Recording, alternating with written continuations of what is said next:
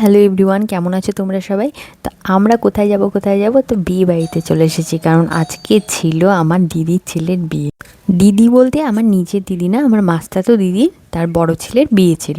তো আমাদের বাড়ির থেকে খুবই কাছে ছিল, কিন্তু আমার আসতে দেরি হয়ে গেছিলো।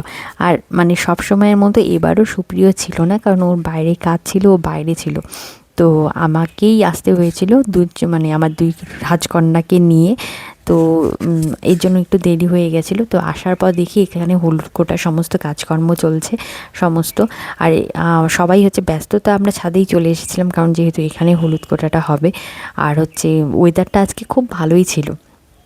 তো বিয়ে বাড়িতে না অনেক কিছু থাকে, তো সেগুলো সব কিছুর ভিডিও নেওয়া হয় না, কারণ অনেক কাজকর্মের মাঝখানে তোমার হচ্ছে ফট করে সব কিছু ভিডিও করা যায় না।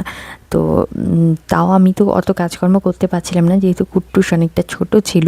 তো যতটুকু হয়েছে ভিডিও করেছি। তো এখানে হচ্ছে সব রেডি রেডি করে, এই যে ফোনে কথা বলছে এই হচ্ছে আমার দিদি। তো একে এখন কপালি পরানোর চেষ্টা হচ্ছে, কিন্তু কপালিটা এতই ছোট। তবে কপালি ছোট হোক তো কী হয়েছে, ইউনিক বুদ্ধি দেখো এদের। চশমার সাথে কপালি লাগিয়ে এই যে পরিয়ে দিল।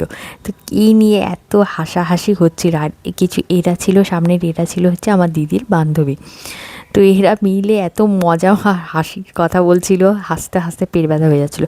তো এবার দিয়ে দিল পান, আর কথা বলা যাবে না। তো সব চুপ করে দিল। তো যাই হোক, বিয়ে বাড়িতে এরকম কিন্তু মজার পার্টনার না হলে কিন্তু আর মজা জমে না। তো নাচও কিন্তু সেই হয়েছিল জোরদার, কিন্তু নাচার মাঝখানে আমি ওরকম ভিডিও করতে পারিনি। আর বললাম ওই যে কুট্টুস ছোটো। তো এখানে আমরা দুপুরে খাওয়া দাওয়াও করে নিয়েছিলাম, খাওয়া দাওয়া করে তবে বাড়ি এসে আবার রেডিও হয়ে